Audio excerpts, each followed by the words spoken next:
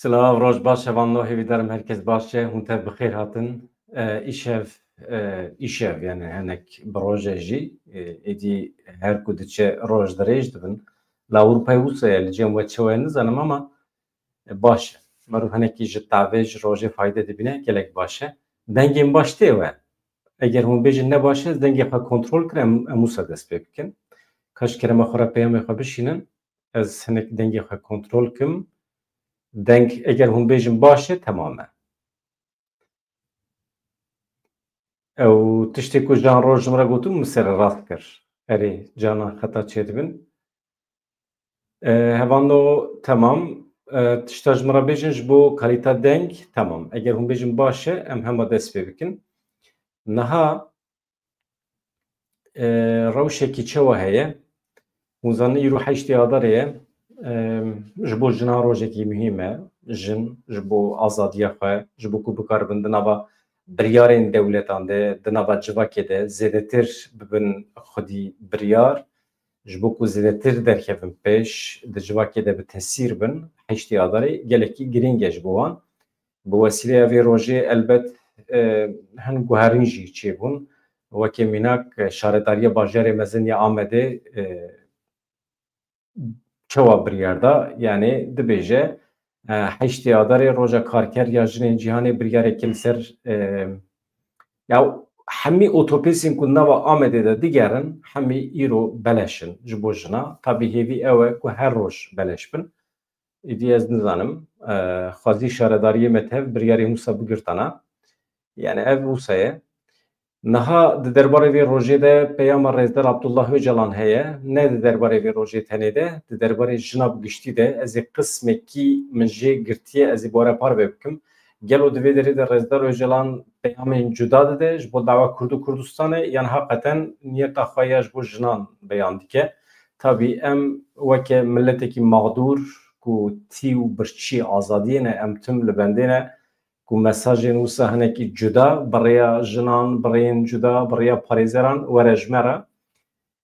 Em di nava peyamên Rêzdar Öcalan de li tiştên din digerin. Peyamên veşartî gelo hene tune ne. Gelo çima xwest bibêje, çima basa memûzînê dike, çima basa hin mesele hene. Em jî ji xwe re mağdur in. Tabî ez hema bikevim nava meselê pêşî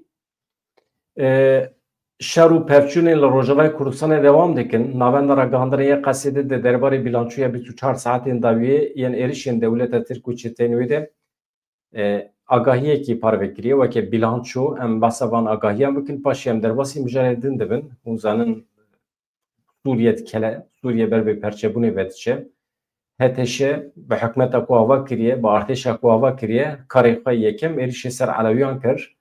Tabî hin îddiayên wan hene. Colanî dibêje ev bermayên dema rejîmê ne. Em dixwazin wan bermayiyan tune bikin ama rastiya meselê tam ne wisa ye. Êrişê Elewiyan dikin. Dixwazin yek reng, yek deng hebe li Sûriye.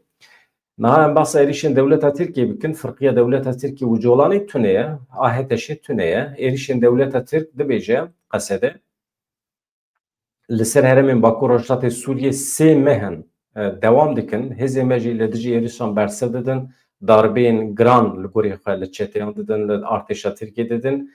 Eniya Qereqozexê wekî numune şervanên YPJ li hember êrişên dagirker û çeteyan çalakiyekê li dar xistin li Rojavayê Qereqozexê.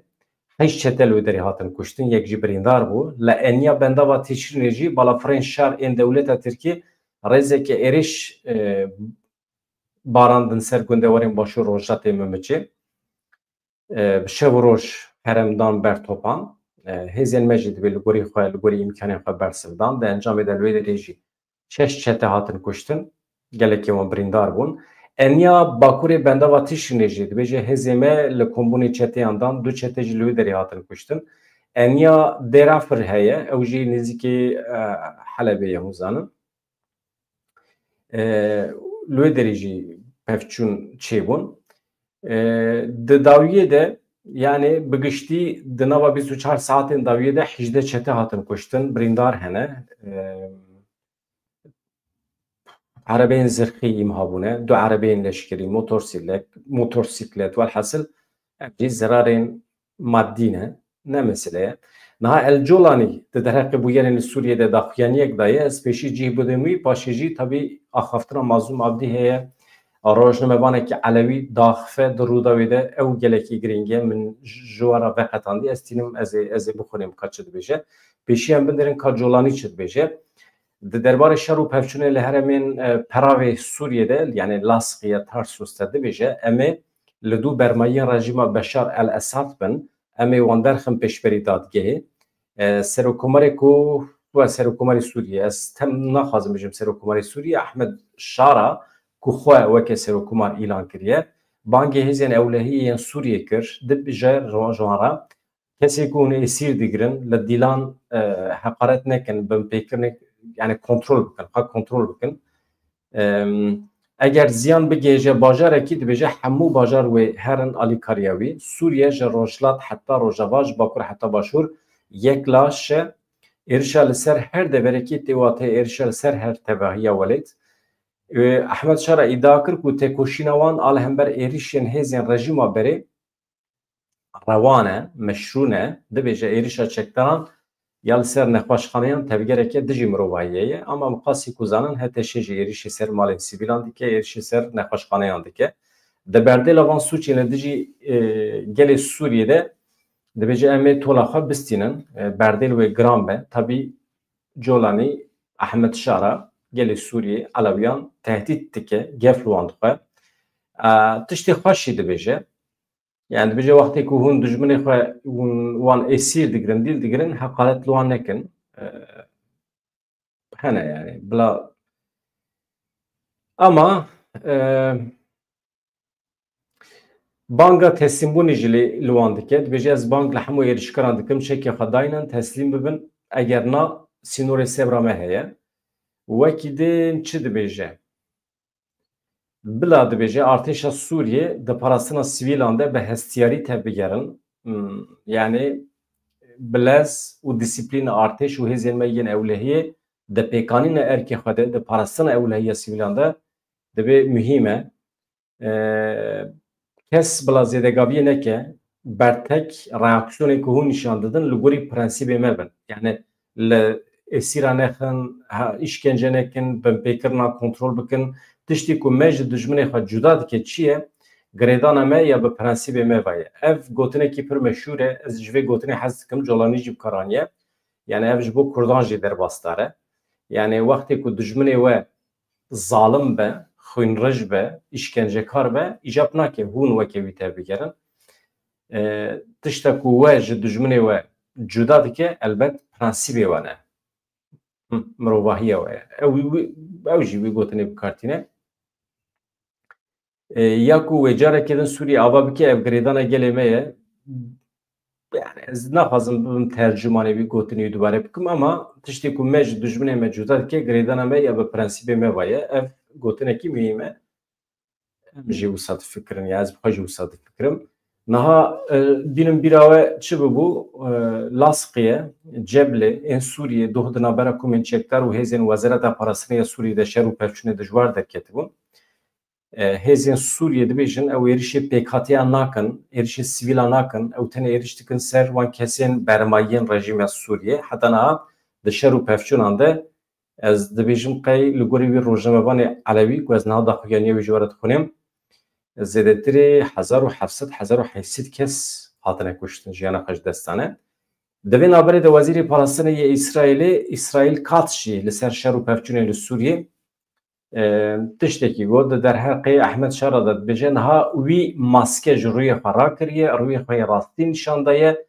Ahmed Şara terorîstekî cihadîst e ji dibistana El-Qaîdeyê li dijî Elewiyên sivîl hovîtiyan pêktîne dibêje Wezîrê Parastinê yê İsraîlê li bajarên Laskiye Ceblê yên Sûriyê di navbera komên çekdar û hêzên Wezareta Parastinê yên Sûriyê de şer û pevçûn derketibûn ev e wekî din em binêrin ka di gotinên Wezîrê İsraîlî de çi heye mesela dibê colanî cûbeyê xweş xwe kiriye qatekî kincan li xwe kiriye xwedî rûyekî modern xwe nîşan dide ama rastî ne wisa ye وی ماسکه روی خانها را کریه روی خای راستی نشان دایه تروریستی که جهادیسته yani dibê İsrail van tiştana hemî dizane û vekirî dibêje em divê civakên li başûr diparêzin İsrail wê li dijî her gefa ji Sûriyê dibêje xwe biparêze em ê li heremên ewlehiyê li çiyayê Hermonê em ê bimînin civakên Golanê û Celîliyê em ê biparêzin Hûnzana behsa parastina Kurdan jî dike niha hevkariya İsrail û Kurdan wê pêşkeve em ê pêşrast bikin ku başûrê Sûriyê bêçek bêgev wê bimîne em ê gelê durzû yê heremê biparêzin her kesê ku zirarê bide wan wê bersiva me re rûbirû bimîne dibêje Wezîrê İsraîlî ev e Katz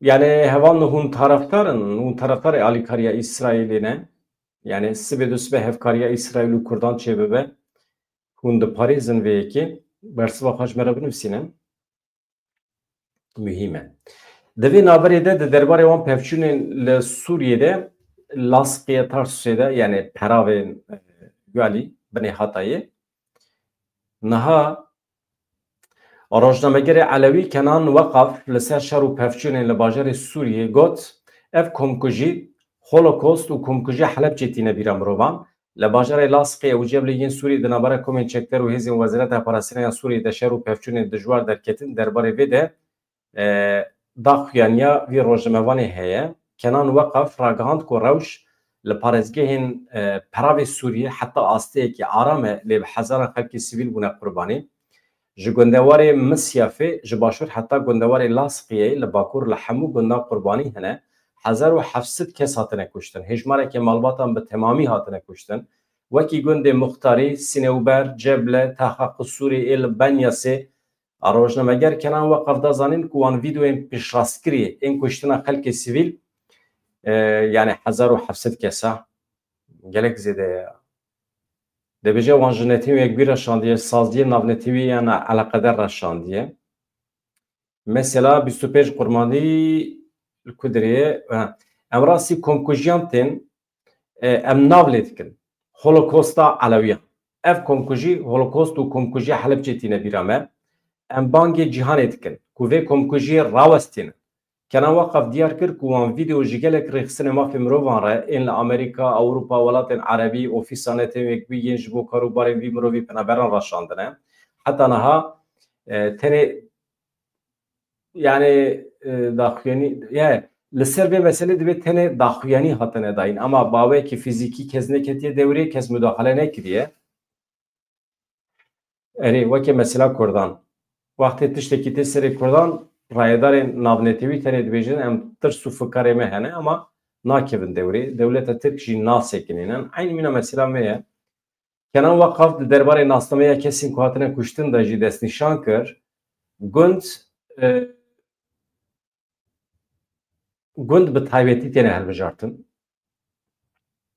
mesela divê gundekî yek reng be têde Elewî hebin wan gundan dike hedef bi zanebûn tên wê derê wan gundan talan dikin Canan jî diçin gundên Xrîstiyanan wê derê jî zulmê li wan dikin li ser vîdeoyên talankirina malan û diziyê Kenan Weqaf diyar kir ku li gundê Hefayê parêzgeha Laskiyeyê êrişê gundan hatiye kirin talan dizî lê hatiye kirin kom û çekdarên ku êriş kirine Çeçenin, Afxanin, Daişî ne Ensaril Sunne ne rojnameger Kenan Weqaf wekî din dibêje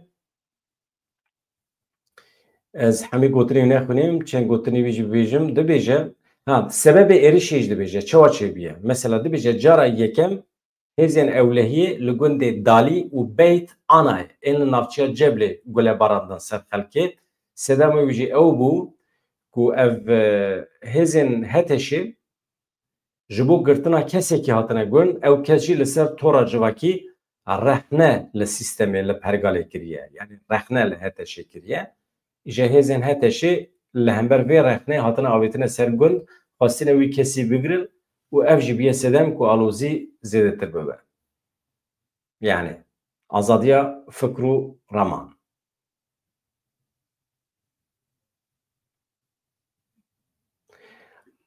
Arîn çi dibêjî em nebivê nêrînê lê ku metirsî li ser me Kurdan wilo berdewam be, belê em ê bibin hevalê Îsraîlê ê stratejîk. Em mecbûrin yani niha li hember êrişên dewleta Tirkiye di dünyayê de kî dibe bila bibe em mecbûrin alîkariya wan bistînin. Di vê naberê de hevalno Qesedê hevpeymaniya navnetewî û rûspiyên eşîran li hev kirin ku çareseriya Sûriyê bi diyalogê were ava kirin. Di vê derê de halekî heye me ditirsîne tam di vê demê de ku em basa perçebûna Sûriyê dikin. Xala sisiyan ya peymana wan dibêje em ê li hev bikin. Em ê li hev bikin ku ez niha werim ser vê mesele. Yani îdareya Sûriyê were Rojavayê Kurdistanê jî. Yani jî îdareya Rojavayê Kurdistanê teslîmê Sûriyê bikin. Ez ji were ez bixwînim ka hûn çi jê fehm dikin. Ez bixwe ketim nava endîşeyekî yani tirsiyan. Fermandarê giştiyê Hêzên Sûriya Demokratîk Hesedê Mazlûm Abdî tevê hejmarekê fermandarên askerê yên Hesedê û fermandariya giştî ya Hêzên Ewlehiya Hundirîn doh bi fermandarê Hêzên Hevpeymaniya Navnetewî û şandeyekê mezin ya Rûspiyan Reqa û Tebqayê re civiya binêrin Hêzên koalîsyonê ne Hêzên Hevpeymaniya Navnetewî Mazlûm Abdî û her wiha eşîrên Tebqa Rebqa yên Ereb li hev civiyane. Ajansa Anhaya ragihandiye naveroka vê civînê çi dibêje di civînê de fermandarê giştî yê Qesedê Mazlûm Abdî ji bo meha Remezanê xêratina beşteran kir. Beşteran teqezê li ser pêwîstiya dîtina çareseriya aştiyanê kirine û wekî din di civînê de hinek biryar hatine girtin. Tişta ku min xwast ez bêjim ev e biryarê ku hatine girtin çi ne? Binêrin. Yek, krîza Sûriyê tenê bi diyaloga Sûriye çareser dibe. Em bi Şamê re li hev dikin ku çareseriya leşkerî ji holê rabe. Ev baş e, problem tune. Yani xala yekem baş e. Xala duyem çi dibêje? Şandeyekî ji gelên herêmê bi hemû pêkhateyên xwe ve ji bo diyaloga bi Şamê re li ser siberoja herêmê û dewleta Sûriyê were ava kirin. Yani şandeyekî were ava kirin ji bo diyalogê. Ev jî tiştekî baş e, tamam. Ha, xala sêyem, tişta ku ez ji we re dibêjim ev e, tişta ku min tirsîne. Piştî diyalogê. Piştî ku li hev hatin çêbû. Saziyên rêveberiya Xweser bi dewleta Sûriyê re wê bibin yek. Ev tê çi manê? Saziyên rêveberiya Xweser bi dewleta Sûriyê re çawa dikarin bibin yek? İtiraza min heye li hemer vê yekê. İtiraza min heye.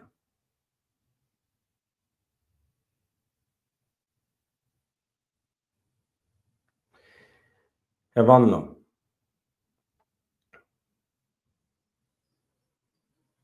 Yek. Ez werim ser meselê deqekî.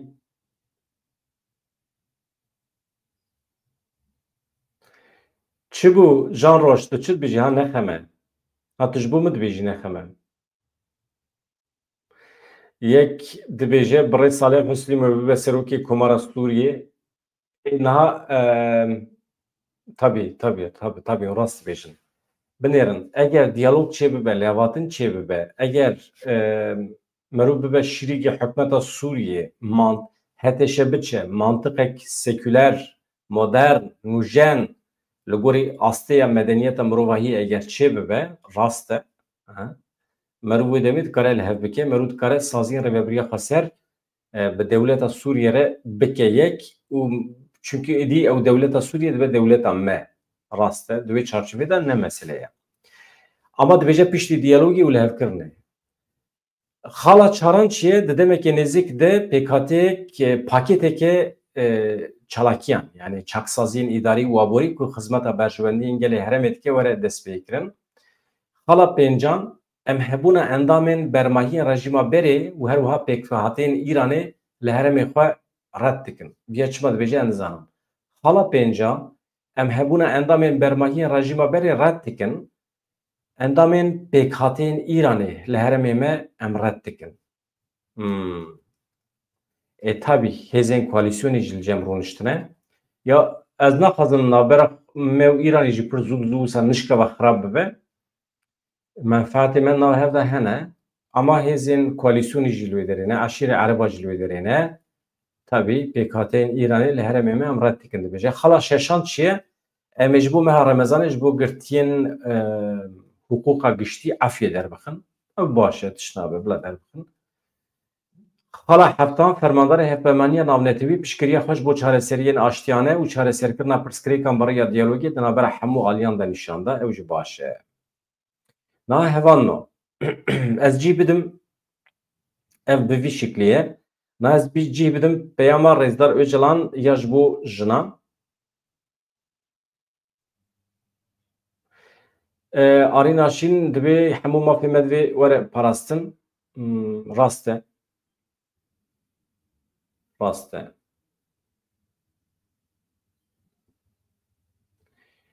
Niha hevanno. Li Amedê pîrozbahiyên heştê Adarê bi coş dest pê kirin îro, ne tenê li Amedê, li gelek bajarên Ewropayê, li Rojhilatnavîn, li Rojavayê Kurdistanê, li gelek deveran, heta ne tenê li cem Kurdan jî, li hemû deverên cîhanê jî heştê Adarê hate pîrozkirin. Lê beşên ku herî zêde giringî didin vê rojê jinên bindestin. Yani jî jinên neteweyên bindestin, wekî Kurdan. Mesela jinên Kurdan ji hemî jinên cîhanê zêdetir giringî didin heştê Adarê. Vê rojê ji bo xwedkirin wesîle ji bo pêşxistina azadiyê. Ama tabii em dixwazin ne tenê azadiya jinê, azadiya Kurdan jî derkeve pêş. Yani azadiya jinê meseleyekî gerdûnî ye, evrensel e, universel e yani. Peyama Abdullah Öcalan bi vî rengî ye. Min hemî negirtiye, min qismê ku texmîn dikim we alaqedar dike. Dibêje meseleya azadiya jinê hê jî giringiya xwedparêz e.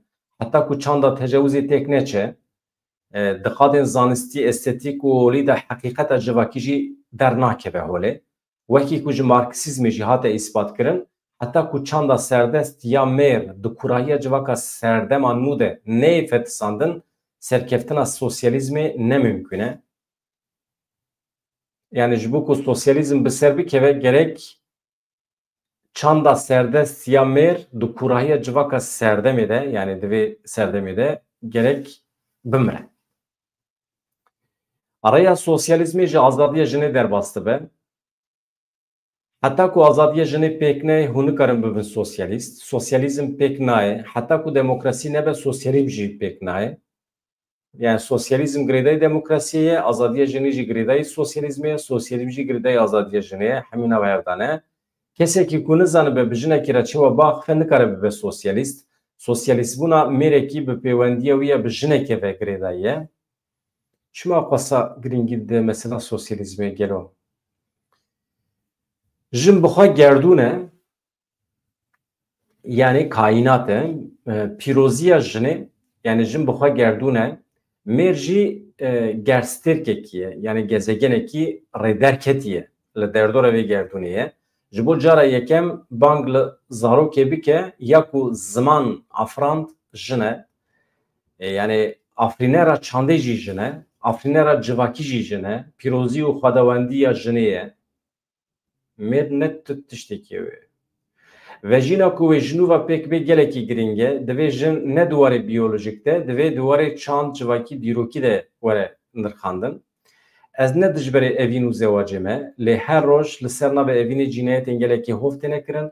Kesekî evîndar çawa evîna xwe dikare bikuje, ev ne evîn e, heta niha gelek jin ji ber pêwendiya bi vî rengî xwe kuştine intixar kirine. Dibêje Abdullah Öcalan. Mesela tundî heye, şiddet heye, dagirkerî heye, tekiliyên ensestî heye, destrêjiya zayendî heye, îhtimala kuştina zarokên keç heye. Di pêşa rojê de zarok bên kuştin hûnê çi bikin? Divê hûn bi vê çandê û vê ferasetê re şer bikin. Di vî warî de kêmasî nakokiyê we hene, xwe kêmasî û nakokiyan rizgar bikin, dibêje Rêzdar Abdullah Öcalan. Pirsgirêka jinê ji pirsgirêka Kurdan jî kurttir e. Pirsgirêkekê bi vî rengî heye. Di vî warî de me destpêkekê piçûk pêk anî, çanda şer û pevçûnê herî zêde li dijî jinan dimeşe. Ya rastî divê derê de xwezî imkan hebiya mirovan rûbirû pêra nîqaş bikira. Çünkü pirsgirêka jinê pirsgirêkekî gerdûnî ye, ne tenê a mesela Kurdan e. Ê me Kurda dawa me cuda ye. Yani dawa dava Kurdan dava ki heremiye hatta mesela Kurt hal nebe civaka Kurt nikare zû nava xwe de guherîn û veguherîn pêk bîne gerek doza Kurd û Kurdistanê çareser be pêşî ama dibêje pirsgirêka jinê ji pirsgirêka Kurd kûrtir e pirsgirêkeke bi vî rengî heye dibe di vî warî de me destpêkeke piçûk pêkanî çanda şer û pevçûnê herî zêde li dijî jinan dimeşe behsa nava civakê dike yani cana hevalê me jî dikevin nava wê şaştî dibêjin dewleta Tirkiye herî zêde êrişê jinan dike ne wisa ye dewleta Tirkiye herî zêde êrişê Kurdan dike jina Kurd dibe mêrê Kurd dibe zarokî Kurd dibe feq nake netewa Kurd ji xwe re dike hedef dewleta Tirkiye dibêje Rêzdar Abdullah Öcalan têkbirina vê çandê dînamoya tekoşîna me ye yani dînamoya yani navenda tekoşîna me dibêje têkbirina vê çanda êriş li ser jinê ye Rihê vê serdemê siyaseta demokratîk e zimanê vê serdemê jî zimanê aştiyê ye banga aştî û civaka azad di heman demê de ji bo jinan Rönesans e yani ji nûva zayîne ez jinê ku goh didin banga min yani jinê ku goh didin banga min jinê ku bawerî bi jiyana hevpartînin bi eşqa me û zînê bi eşqa derwêşê Evdiya Nûjiyan silav dikim heştyadarê roja jinê ketkarên ciyanê li her kesî pîroz dikim dibêje Rêzdar Abdullah Öcalan Tabii em di nava vê peyama wî de em li tiştan digerin gelo aliyê kurdewar ê vê peyamê çi qas heye gelo ji jinê Kurd re dibêje xwe bigînin serxwebûna Kurd û Kurdistanê yani bi eşqa me û zînê eşqa derwêşê Evdî çunkî wana karakterên kurdewar karakterê kurdewar çima tîne ziman çima behsa çîrokên din ê evînê nekiriye mesela çîrokên evînê ê Kurdan kiriye yani ez xwetê de hin tişta digerim ama hebe tune be ne meseleye